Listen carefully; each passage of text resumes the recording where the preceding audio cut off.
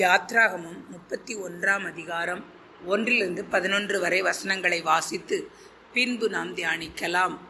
பின்னும் கர்த்தர் மோசேயை நோக்கி, நான் யூதாவின் கோத்திரத்தில் ஊருடைய மகனான ஊரியின் குமாரன் பெசலெயேலை பேர் சொல்லி அழைத்து, வினோதமான வேலைகளை அவன் யோசித்து செய்கிறதற்கும், பொன்னிலும் வெள்ளியிலும் வெண்கலத்திலும் வேலை செய்கிறதற்கும், இரத்தினங்களை முத்திரை வெட்டாக வெட்டி பதிக்கிறதற்கும், மரத்தில் சித்திர வேலைகளை செய்கிறதற்கும் மற்றும் சகலவித வேலைகளையும் யூகித்து செய்கிறதற்கும் வேண்டிய ஞானமும் புத்தியும் அறிவும் அவனுக்கு உண்டாக அவனை தேவ ஆவியினால் நிரப்பினேன். மேலும் தான் கோத்திரத்தில் உள்ள அகிசாமாகின் குமாரனாகிய அகோலியாவையும் அவனோடே துணையாக கூட்டினதுமன்றி ஞான இருதயமுள்ள யாவருடைய இருதயத்திலும் ஞானத்தை அருளினேன். நான் உனக்கு கட்டளையிட்ட யாவையும் அவர்கள் செய்வார்கள். ஆசரிப்பு கூடாரத்தையும் சாட்சி பெட்டியையும் அதன் மேலுள்ள கிருபாசனத்தையும் கூடாரத்தில் உள்ள சகல பனிமுட்டுகளையும் மேஜையையும் அதன் பனிமுட்டுகளையும் சுத்தமான குத்து விளக்கையும் அதன் சகல கருவிகளையும் தூப பீடத்தையும் தகன பலிபீடத்தையும் அதன் சகல பனிமுட்டுகளையும் தொட்டியையும் அதன் பாதத்தையும் ஆராதனை வஸ்திரங்களையும் ஆசாரிய ஊழியம் செய்வதற்கான ஆசாரியனாகிய ஆரோனின் பரிசுத்த வஸ்திரங்களையும் அவன் குமாரனின் வஸ்திரங்களையும் அபிஷேக தைலத்தையும் பரிசுத்த ஸ்தலத்துக்கு சுகந்த வர்க்கங்களாகிய தூப வர்க்கத்தையும் நான் உனக்கு கட்டளையிட்டபடியே அவர்கள் செய்ய வேண்டும் என்றார். இயேசு கிறிஸ்துவின் இனிய நாமத்திற்கு மகிமை உண்டாவதாக. நாம் இந்த பகுதியிலே பார்க்கிறோம், தேவன் அங்கு மோசேயினிடத்திலே சொல்லுகிறார், அந்த ஆசரிப்பு கூடார வேலையை செய்வதற்கு அங்கு சில நபர்களை அவர் அங்கு தெரிந்தெடுக்கிறதை நாம் பார்க்கிறோம். அந்த ஒவ்வொரு வேலைகளையும், அந்த இரும்பு வேலை, வெண்கல வேலை, வெள்ளி வேலை செய்வதற்கு, அந்த அபிஷேக தைலம் செய்வதற்கு, அந்த உடைகளை நெய்வதற்கு, இப்படிப்பட்ட பலவிதமான வேலைகள் அந்த ஆசரிப்பு கூடாரத்தில் இருக்கிறது. அதை செய்வதற்கு அங்கு தேவன் அங்கு பெசலெயேலை அபிஷேகம் பண்ணினதை நாம் பார்க்கிறோம். பெசலெயேலையும் அங்கு அகோலியாவையும் அங்கு அபிஷேகம் பண்ணினார். அந்த வேலைக்காக தேவன் அங்கு தெரிந்தெடுக்கிறது பெயர் சொல்லி அழைத்து அவர்களுக்கு அந்த விசேஷித்த ஆவியினாலே, விசேஷித்த ஞானத்தினாலே அவர்களை நிரப்புகிறது நாம் பார்க்கிறோம். நம்முடைய தேவன் அவர் விசேஷமுள்ள தேவனாக இருக்கிறார். அவர் பாருங்கள், சர்வ வல்லமையுள்ள தேவனாக இருக்கிறார். அவருடைய படைப்பு, அவருடைய அழைப்பு எல்லாமே விசேஷமாக இருக்கிறது. தேவன் இன்றைக்கும் நாம் பார்க்கிறோம், நம் ஒவ்வொருவரையும் அவர் பெயர் சொல்லி அழைத்திருக்கிறார். இன்றைக்கு இயேசுவின் இரத்தத்தினாலே கழுவப்பட்ட நாம் ஒவ்வொருவரும் நம் தாயின் கற்பத்திலே உருவாகும் முன்னே தேவனால் தெரிந்து கொள்ளப்பட்டவர்களாக இருக்கிறோம். நாம் தெரிந்து கொள்ளப்பட்டவர்கள், அழைக்கப்பட்டவர்கள். அது மட்டுமல்லாமல் அவருடைய அந்த ஊழியத்திற்காக, அவருடைய ராஜ்யத்தின் கட்டுமானத்திற்காக தேவன் நம்மையும் ஒரு விசேஷித்த ஞானத்தினாலே, ஒரு விசேஷித்த கிருபையினாலே அவர் நம்மை அழைத்திருக்கிறார், அவர் அபிஷேகித்திருக்கிறார். இதை நாம் அறிந்து கொள்ள வேண்டும். இன்றைக்குமே எந்த மனிதனையுமே தேவன் வெறுமையாக இந்த உலகத்திற்கு அனுப்பவில்லை. தேவன் ஒவ்வொரு மனிதனுக்குள்ளும் அவருடைய அந்த ஞானத்தை, ஏனென்றால் ஞானம் அது தேவனுடையது. ஞானம், அறிவு, புத்தி எல்லாமே இயேசு கிறிஸ்துவுக்குள்ளாக அது அடங்கியிருக்கிறது என்று சொல்லி நாம் கொலோசேயரில் நாம் பார்க்கிறோம். ஞானம், அறிவு இவைகள் என்பவைகளாகிய பொக்கிஷங்களெல்லாம் அது அவருக்குள் இருக்கிறது. அவருக்குள்ளாக இருக்கிற அந்த ஞானத்தை பாருங்கள், அவர் பகிர்ந்து அளித்திருக்கிறார். ஒவ்வொருவருக்கும் அவர் ஒரு பகிர்ந்து அளித்திருக்கிறார். எனவே நாம் ஒவ்வொருவரும் அதை நாம் பார்த்து மகிழ வேண்டும். தேவன் எனக்குள்ளாக என்னை அழைத்திருக்கிறார். அது மட்டுமல்ல, என்னை பேர் சொல்லி அழைத்திருக்கிறார். அவருடைய விசேஷித்த ஆவியினாலே என்னை நிரப்பியிருக்கிறார். இதை நாம் புரிந்து கொள்ளும் பொழுது தேவையில்லாத சோர்வுகள், தேவையில்லாத வெறுமைகள் நம்முடைய வாழ்க்கையிலே காணப்படாது. நாம் பார்க்கிறோம், இந்த உலகத்திலே அநேக நேரம் அநேகருடைய சோர்வு எப்படி தெரியுமா இருக்கிறது? ஐயோ, என்னால் அவர்களைப் போல பாட முடியவில்லையே, என்னால் அவர்களைப் போல அந்த வேலையை நுணுக்கமாக செய்ய முடியவில்லையே, எனக்கு அது இல்லையே, எனக்கு இந்த கிருபை இல்லையே என்று சொல்லி நாம் அநேக நேரங்களிலே நாம் சோர்ந்து போகிறோம். ஆனால் பாருங்கள், நாம் ஒவ்வொருவரையும் தேவன் தனித்தன்மையோடு படைத்திருக்கிறார். அவர் நல்ல ஒரு தனித்தனி அவருடைய அந்த ஞான அபிஷேகத்தை அவர் ஒவ்வொருவருக்குள்ளும் கொடுத்திருக்கிறார். பாருங்கள், ஒருவருக்கு அங்கே நெய்கிற வேலை, ஒருவருக்கு அந்த அபிஷேக தைலத்தை தயாரிக்கிற வேலை, ஒருவருக்கு அந்த வேலைகளை யூகித்து இதை எப்படி செய்யலாமா, இதை எப்படி செய்யக்கூடாது என்று சொல்லி அதை யோசித்து யூகித்து செய்யக்கூடிய அந்த கிருபையை தேவன் பகிர்ந்தளித்திருக்கிறார். ஆனால் நம் எல்லாருக்குள்ளுமே அந்த ஞானமாகி அந்த கிருபை கொடுக்கப்பட்டிருக்கிறது. இதை நாம் என்ன செய்ய வேண்டும்? அறிந்து கொள்ள வேண்டும். மற்றவர்களோடு நம்மை கம்பேர் பண்ணி நாம் சோர்ந்து போகாதபடி நமக்கு தேவன் கொடுத்திருக்கிற அந்த கிருபை, தேவன் ஒருவரை அழைத்திருக்கிறார். ஒவ்வொரு பேர் சொல்லி அழைத்த தேவன் அவரை என்ன நோக்கத்திற்காக அவர் அழைத்திருக்கிறார், அதற்குரிய கிருபைகளும் அவருக்குள்ளே இருக்கும். அதனால்தான் அவர் அதற்காக அழைத்திருக்கிறார். அவர் கிருபையில் அவருக்கு தெரியும், உண்டாக்கினவர் அவர்தானே. தேவன்தான் நம்மை உண்டாக்கினார், நம் ஒவ்வொருவரையும் உண்டாக்கினார். அப்படி என்றால் அவர் பெயர் சொல்லி அழைத்திருக்கிறார் என்று சொன்னால் அவருக்கு தெரியும் நமக்குள்ளாக அது கொடுக்கப்பட்டிருக்கிறது. அந்த ஞானம் போடப்பட்டிருக்கிறது. எந்த அழைப்புக்காக நாம் அழைக்கப்பட்டிருக்கிறோம், என்ன வேலைக்காக நாம் அழைக்கப்பட்டிருக்கிறோம், அந்த ஞானம் நமக்குள்ளாக இருக்கிறது என்று சொல்லி தேவாதி தேவன் அவர் அறிந்திருக்கிறார், அவர் அபிஷேகித்திருக்கிறார். ஒவ்வொருவருக்கும் எப்படி நாம் ஆவிக்குரிய வரங்களிலே நாம் பார்க்கிறோம், ஒவ்வொருவருக்கும் ஒவ்வொரு வரத்தை தேவன் பகிர்ந்தளித்தார். அதை நாம் பார்த்து அவரவருடைய அந்த அழைப்பையும் அந்த ஞானத்தையும் அந்த விசேஷித்த அந்த ஞான அபிஷேகத்தையும் நாம் அறிந்து கொள்ளும் பொழுது, புரிந்து கொள்ளும் பொழுது பாருங்கள், நமக்கு சோர்வு வராது. நாம் வளர ஆரம்பிக்கிறோம், நாம் பெருக ஆரம்பிக்கிறோம். அதே போல தேவன் பாருங்கள், ஒரு சபையோ ஒரு ஊழியமோ என்னவாக இருந்தாலும் சரி, அந்த இடத்திலே ஒருவரால் எல்லாம் செய்துவிட முடியும் என்று கிடையாது. தேவன் ஒவ்வொருவரையும் அந்த இடத்துல இணைத்திருக்கிறார் என்று சொன்னால் ஆண்டவருக்கு தெரியும், எல்லாருடைய பங்களிப்பும் அங்கு வேண்டும், எல்லாருடைய பங்களிப்பும் அங்கு தேவை. எப்படி அந்த இடத்துல அந்த ஆசரிப்பு கூடாரம் கட்டும் பொழுது பாருங்கள், அந்த திரைச்சலை போடுவதற்கு ஒருவர், அந்த ஆணி அடிப்பதற்கு ஒருவர், அந்த ஆணிகளை எல்லாம் இந்த இடத்துல இதுக்கப்புறம் நீங்கள் பார்த்தோம் என்றால் ஒவ்வொருவரும் இந்த வம்சத்திலிருந்து, தான் வம்சத்திலிருந்து, யூதா கோத்திரத்திலிருந்து, லேவி கோத்திரத்திலிருந்து, இப்படி என்று சொல்லி ஆண்டவர் ஒவ்வொரு கோத்திரத்திலிருந்தும் அவரவர்களுக்கு இன்னென்ன வேலை என்று சொல்லி பகிர்ந்து கொடுக்கிறதை நாம் பார்க்கிறோம். அப்படி என்றால் இந்த நாளிலே ஊழியத்திலும் சரி, குடும்பத்திலும் சரி, கம்பெனிலும் சரி, எங்கே நாம் இருந்தாலும் பாருங்கள், நம்முடைய அழைப்பு என்ன தெரியுமா? நாம் கட்டுகிறவர்கள், நாம் தேவனுடைய ராஜ்யத்திற்காக அந்த கட்டுமான பணிக்காக அழைக்கப்பட்டவர்களாக இருக்கிறோம். எப்படி இங்கே பெசலேயிலும் அங்கே அந்த அகோலியாவையும் தேவன் அங்கு ஆசரிப்பு கூடார கட்டுமான பணிக்காக அவர் தெரிந்தெடுத்தார். மற்றும் அவர்களோடு கூட அந்த ஞான இருதயம் உள்ளவர்கள் எல்லாரையும் அங்கு ஏவி எழுப்பினார் அந்த வேலைகளுக்கு என்று சொல்லி நாம் பார்க்கிறோம். அதே போல நாம் இந்த நாளிலே ஒரு கட்டுமான பணியிலே நாம் இருக்கிறோம். நமக்கு ஒரு அழைப்பு இருக்கிறது, நமக்கு ஒரு வேலை கொடுக்கப்பட்டிருக்கிறது. நாம் அதனால் அதை அறிந்து கொண்டு நாம் செயல்பட வேண்டும். நாம் எந்த இடத்துல இருக்கிறோமோ அந்த இடத்திலிருந்து கர்த்தருடைய அந்த ஞானத்தை நாம் பயன்படுத்த வேண்டும், அந்த அழைப்பை நிறைவேற்ற வேண்டும். உன்னுடைய பங்கை நிறைவேற்று, உன்னுடைய ஊழியத்தை நிறைவேற்று என்று சொன்னது போல நாம் என்ன செய்ய வேண்டுமாம்? ஒவ்வொரு நாளும் தேவன் நமக்கு கொடுத்த அந்த அழைப்பை நிறைவேற்ற வேண்டும். எதற்காக தேவன் என்னை அழைத்திருக்கிறார், இந்த இடத்தில் என்னை தேவன் வைத்திருக்கிறார்னு சொன்னால் அதை நாம் யூகித்து அதன்படி நாம் நடக்க வேண்டும். ஏனென்றால் நமக்குள்ளாக விசேஷித்த ஆவியானவர் இருக்கிறார். பாருங்கள், எப்படி அந்த கோலியாத்தை வீழ்த்துவதற்கு தாவீதை தேவன் பெயர் சொல்லி அழைத்து அங்கு அந்த பலத்தினாலே, அவர் ஒரு பலத்தினாலே அவனை தைரியத்தினாலே அவனை நிரப்புகிறதை, அந்த ஒரு ஞானத்தினாலே அந்த கூழாங்கல்லை கொண்டு அவனை அடித்தால் அவன் வீழ்வான் என்று சொல்லி, அது தேவன் கொடுத்த ஒரு ஞானம். அதே போல் யோசேப்பை நாம் பார்க்கிறோம். பஞ்சகாலம் வரும், அந்த பஞ்ச காலத்திலே எப்படியெல்லாம் ஜனங்களை போஷிக்கலாம் என்று சொல்லி அந்த ஞானம், அது தேவன் கொடுத்த ஞானம். தேவன் தான் ஞானமாக இருக்கிறார். அவரே சகல பேருக்கும் அவருடைய அந்த சர்வ ஞானத்தை அவர் பகிர்ந்து அளிக்கிறார். பாருங்கள், யோசேப்பிற்கு அந்த ஞானத்தை கொடுத்து அவனை அந்த இடத்திலே பாருங்கள், இத்தனையோ ஒரு பயங்கரமான ஒரு பஞ்சத்திலும் கூட யோசேப்பை கொண்டு ஆண்டவர் அந்த இடத்திலே போஷிக்கிறதை நாம் பார்க்கிறோம். தாவீதை கொண்டு அவ்வளோ பெரிய பயந்து போய் நடுங்கி கொண்டிருந்த அந்த கோலியாத்தை அவன் எப்படி வீழ்த்தலாம் என்று சொல்லி அந்த கூழாங்கல்லை கொண்டு, அது தேவன் கொடுத்த ஒரு ஞானம். பாருங்கள், அதே போல யோசபாத்துக்கு தேவன் அங்கு ஒரு ஞானத்தை தேவன் கொடுத்தார்.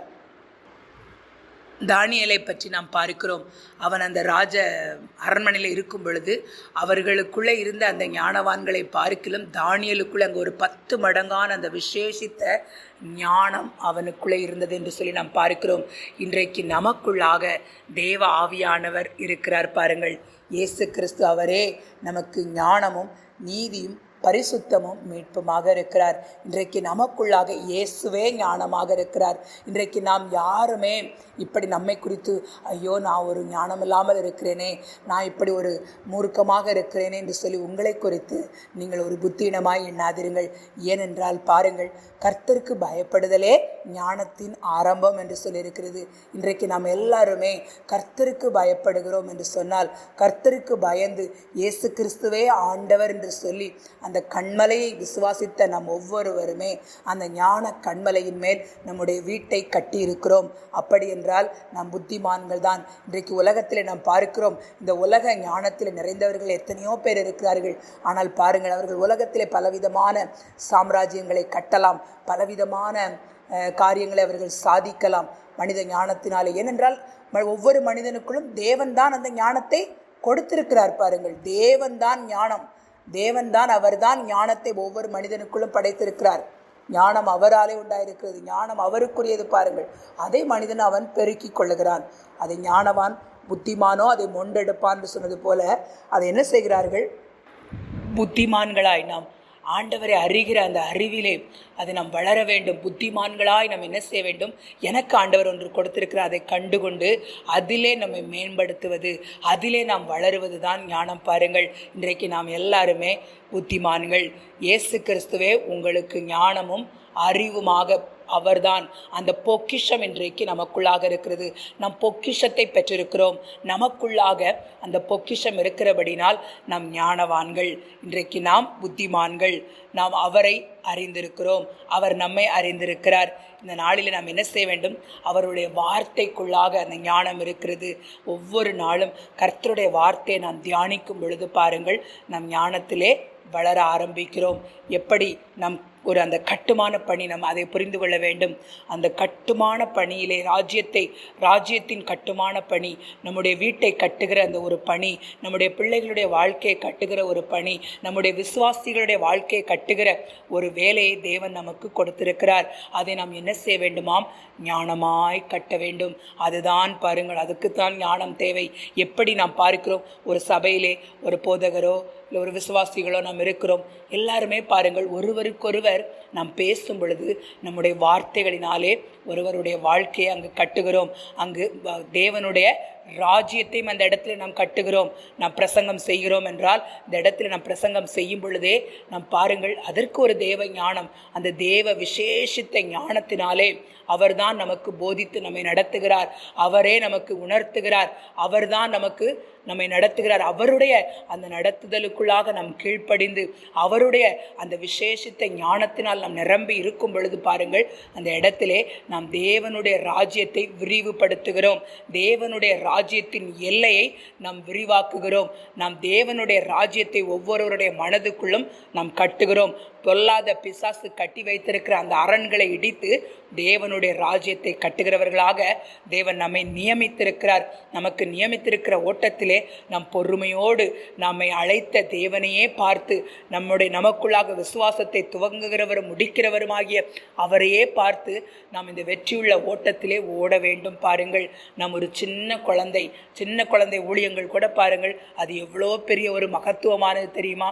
அதை ஆவியானவருடைய ஞானத்தினாலே, மனுஷ ஞானம் பாருங்கள், அது ஒரு இருமாப்பை கொண்டு வரும், அது ஒரு பகையையும் கசப்பையும் கொண்டு வரும். இது உலக ஞானம். ஆனால் பரத்திலிருந்து வருகிற ஞானமோ, யாக்கோபு 3ஆம் அதிகாரத்தில் நாம் 17வது வசனத்தில் நாம் பார்க்கிறோம், பரத்திலிருந்து வருகிற ஞானமோ முதலாவது சுத்தமுள்ளதாயிருக்கும், பின்பு சமாதானமும் சாந்தமும் இணக்கமுள்ளதாயும் இரக்கத்தாலும் நற்கனிகளாலும் நிறைந்ததாயும் இருக்கும். இது பட்சபாதம் இல்லாததாயும் மாயமற்றதாயும் இருக்கும். இதுதான் தேவ ஞானம். தேவ ஞானம் பாருங்கள் சுத்தமானதாக இருக்கும், அது சமாதானம் இருக்கும். அந்த ஞானத்தினாலே நாம் நடத்தப்படும் பொழுது பாருங்கள் நாம் சமாதானத்தை விதைக்கிறவர்களாக இருக்கிறோம். அந்த ஞானத்தினாலே நாம் நடத்தப்படும் பொழுது பாருங்கள் நாம் சாந்தமுள்ளவர்களாக இருக்கிறோம். நாம் தேவையில்லாத வாக்குவாதம் பண்ணிக்கொண்டு நம் கசப்பையும் வைராக்கியம் வளர்த்து கொண்டிருக்க மாட்டோம். இன்றைக்கு கசப்பும் வைராக்கியம் நமக்குள்ளே கிரியை செய்து கொண்டிருக்கிறது என்று சொன்னால் நமக்குள்ளே உலக ஞானம், அந்த பேய்த்தனத்துக்கு அடுத்த ஞானம் நமக்குள்ளாக, அது ஒரு விதமான ஒரு ஞானம் பாருங்கள். நாம் இப்படி தான் இருந்து கொள்ள வேண்டும், ஐயோ இவர்கள் என்னிடத்தில் எப்படி நடந்து கொண்டார்களே, நாம் இப்படி நடந்து கொள்ள வேண்டும், அவர்களுக்கு இப்படி தான் நாம் செய்ய வேண்டும், அவர்களோடு கூட நாம் இப்படி தான் நடந்து கொள்ள வேண்டும், இப்படி தான் நாம் செய்ய வேண்டும் என்று சொன்னால் அது ஒரு வைராக்கியம், அது ஒரு விரோதம், அதெல்லாம் பேய்த்தனத்துக்கு அடுத்தது. ஆனால் தேவ ஞானம் பாருங்கள் அது சுத்தமாக இருக்கும். அந்த ஞானத்திலே எந்தவித ஒரு கலப்படமும் இல்லை பாருங்கள். அந்த ஞானம் அது தெய்வீக ஞானம். அந்த தெய்வீக ஞானத்தை இன்றைக்கு நாம் ஒவ்வொருவரும் தேவனிடத்திலே கேட்க வேண்டும். தேவன் சம்பூரணமாய் கொடுக்கிறவர். நம்முடைய தேவன் ஒருவரையும் கடிந்து கொள்ளாதபடி அவரிடத்தில் கேட்கிற ஒவ்வொருவருக்கும் அவர் சம்பூரண ஞானத்தை பகிர்ந்து கொடுக்கிறவர் பாருங்கள். அவர் தேவ ஆவியினால் நம்மை நிரப்புகிறவர். இன்றைக்கு தேவ பிள்ளைகளே, நமக்குள்ளாக தேவ ஞானம் ஊற்றப்பட்டிருக்கிறது. இயேசு கிறிஸ்து நமக்குள்ளாக இருக்கிறார், நமக்குள்ளே ஞானம் இருக்கிறது. நாம் என்ன செய்ய வேண்டும்? அந்த ஞானத்திலே குறைவுள்ளவர்களாய், ஒருவேளை நம்ம அதில் வளராதபடி நாம் அப்படியே ஒரு குறைவு நம்ம இடத்துல காணப்படும் என்றால் நாம் என்ன செய்ய வேண்டுமாம்? யாவருக்கும் சம்பூரணமாய் கொடுக்கிறவரும் ஒருவரையும் கடிந்து கொள்ளாதவரும் ஆகிய தேவனிடத்தில் கேட்க கடவன், அப்பொழுது அவனுக்கு கொடுக்கப்படும். கேட்கிறவன் யாவரும் பெற்றுக்கொள்ளுகிறான். நம்முடைய தேவன் அவர் சம்பூரணம் உள்ளவர் பாருங்கள். அவர் சம்பூரண ஞானத்தை கொடுக்கிறார். இந்த இடத்துல எப்படி நாம் பார்க்கிறோம்? ஞான இருதயமுள்ள யாவரையும் அவர் ஞானத்தில் என்ன பண்ணுகிறார் என்று சொன்னால் அங்கு ஒரு எழுப்புதலை கொடுக்கிறார். நமக்கு இந்த நாளிலே பரிசுத்த ஆவியானவர் ஒரு எழுப்புதலை தர வல்லமை உள்ளவராக இருக்கிறார். நம் எல்லாருமே ஞான இருதயம் உள்ளவர்களாக இருக்கிறோம். இயேசு கிறிஸ்துவுக்குள்ளாக நாம் ஞான இருதயம் உள்ளவர்களாக இருக்கிறோம். எனவே யாரையும் நாம் பார்த்து, தேவ பிள்ளைகளே, இன்றைக்கு அநேக நேரங்களிலே பார்க்கிறோம், சில நேரம் ஒருவேளை ஆவிக்குரிய வாழ்க்கையிலே ஒரு முந்தின லெவலில் இருக்கிறவர்கள் ஒரு பிந்தின லெவலில் இருக்கிறவர்களை பார்த்து இவன் ஒரு மூர்க்கன், இவன் ஒரு முட்டாள், இவர்கள் இப்படிதான் என்று சொல்லி, இவர்களுக்கு புத்தி இல்லை, புத்தியினன் என்று சொல்லி அந்த வார்த்தைகளை நாம் சொல்லக்கூடாது பாருங்கள். ஏனென்றால் அவர்களுக்குள்ளாக இயேசு இருக்கிறார், அவர்களுக்குள்ளாக அந்த ஞானம் இருக்கிறது. நாம் அவர்களை பார்த்து அப்படி ஒரு அற்பமாய் நாம் நியாயம் தீர்க்காதபடி நாம் என்ன செய்ய வேண்டும்? நாம் அந்த ஞானத்திலே நாம் வளர வேண்டும்.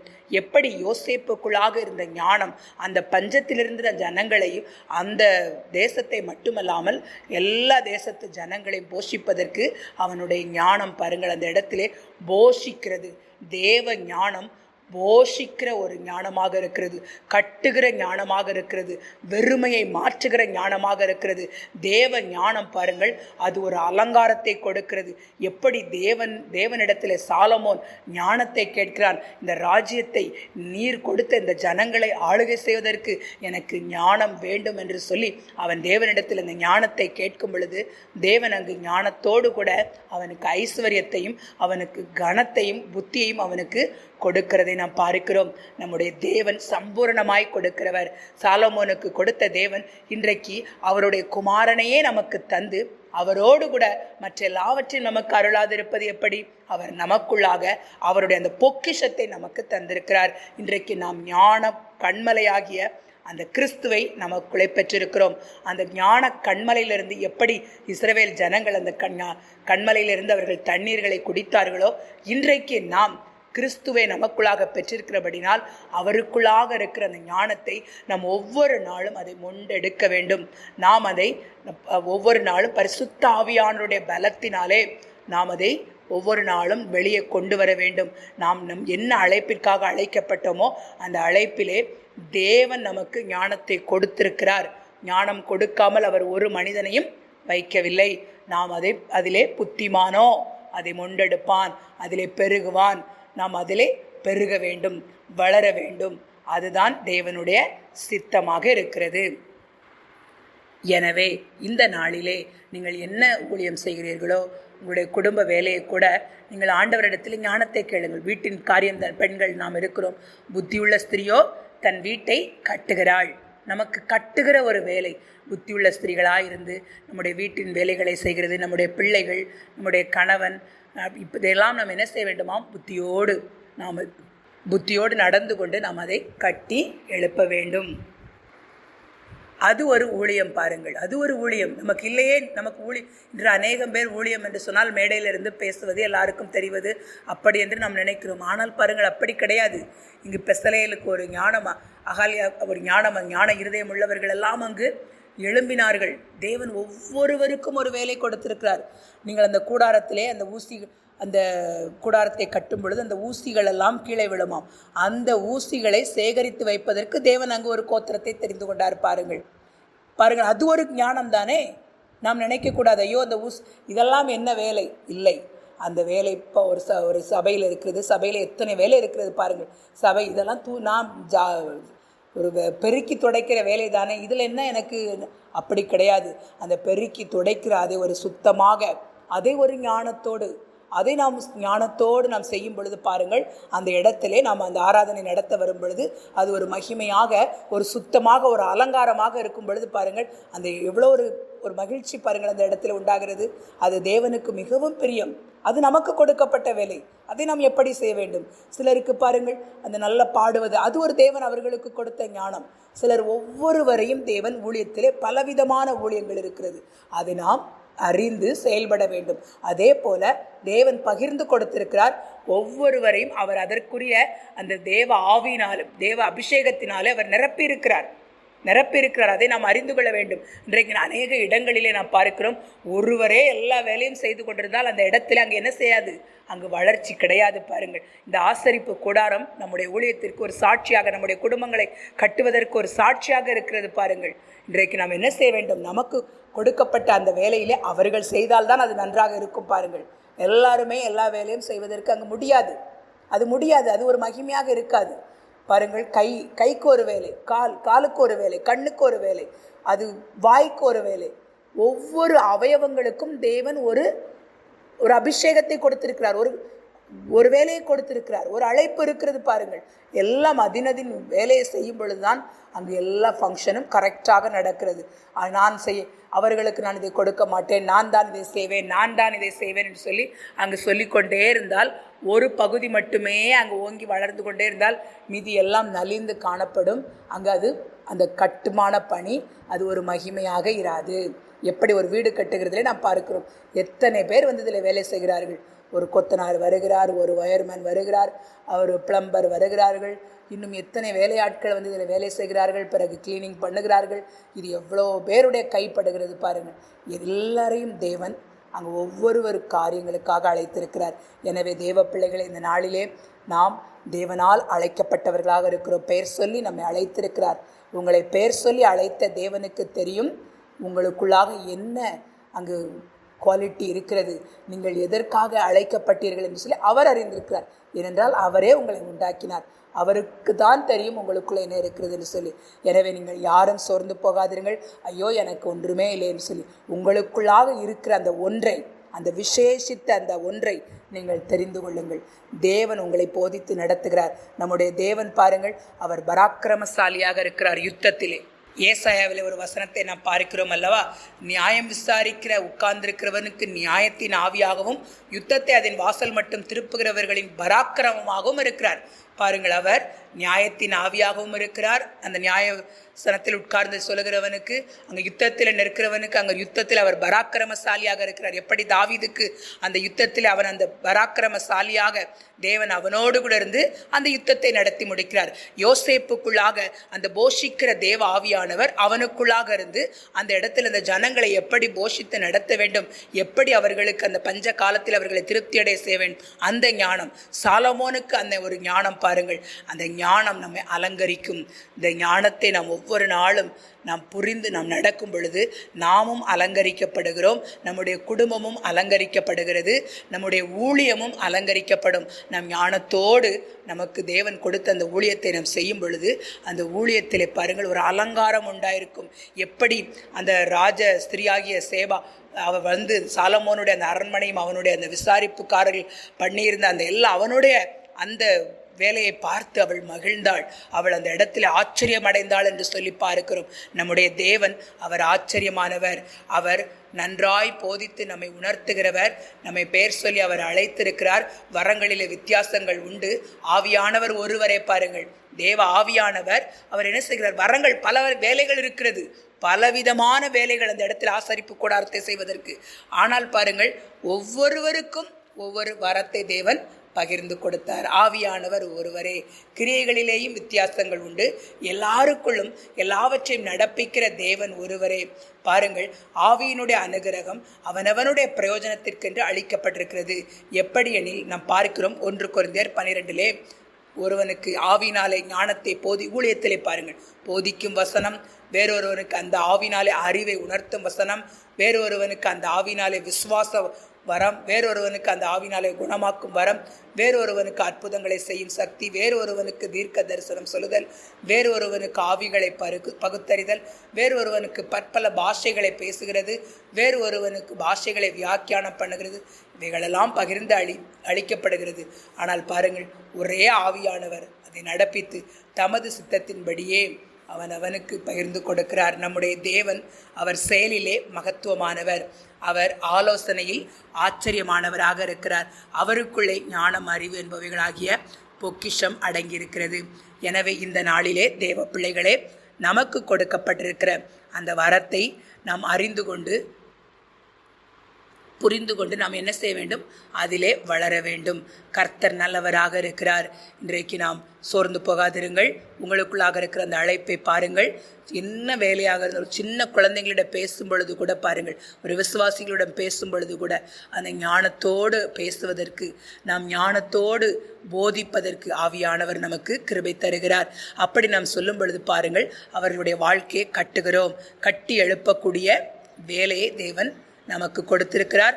அதற்கு வேண்டிய விசேஷித்த ஞானம் ஒவ்வொருவருக்கும் பகிர்ந்து அளிக்கப்பட்டிருக்கிறது. தேவன் அவருடைய ஆவியினாலே நம்மை நிரப்பி இருக்கிறார். ஆவியானவர் ஒருவர். ஆனால் பாருங்கள், எல்லாருக்குள்ளும் வேறு வேறு. நம் எல்லாரும் ஒரே குரூப்பாக இருக்கிறோம். ஆனால் ஒவ்வொருவருக்குள்ளும் தேவன் ஒரு யூனிக்கான ஒரு தனித்தன்மையை கொடுத்திருக்கிறார். அந்த எல்லா தனித்தன்மைகளும் சேர்ந்து தேவனுடைய அங்கே ஒரு மகிமையை அது விளங்க பண்ணுகிறது. இதுதான் தேவன். பாருங்கள், யாருமே நான் மட்டும்தான் செய்வேன் என்று சொல்லி பெருமை பாராட்டி கொண்டு மற்றவர்களை ஒரு அற்பமாய் எண்ணாதபடி அவரவருக்கு ஒரு சபைக்குள்ளாக, ஒரு குடும்பத்திற்குள்ளாக அவரவருடைய வேலையை நாம் ஞானத்தோடு செய்யும் பொழுது பாருங்கள், அது சேர்ந்து வளர ஆரம்பிக்கிறது. ஆனால் நாம் ஒருவரே செய்யும் பொழுது அங்கே என்ன செய்கிறது? அங்கே ஒரு மகிமை இருக்காது. எப்படி அந்த சேபாஸ்திரி வந்து பார்க்கும் பொழுது அது மகிமை காணப்பட்டது, அதே போல ஞானம் மகிமை கொண்டு வருகிறது, அலங்காரத்தை கொண்டு வருகிறது. எனவே தேவ ஆவியானவர் அவர் நமக்குள்ளாக இருந்து நம்மை அலங்கரிக்கிறார். நம் மூலமாக நம்முடைய பிள்ளைகளை அலங்கரிக்கிறார்.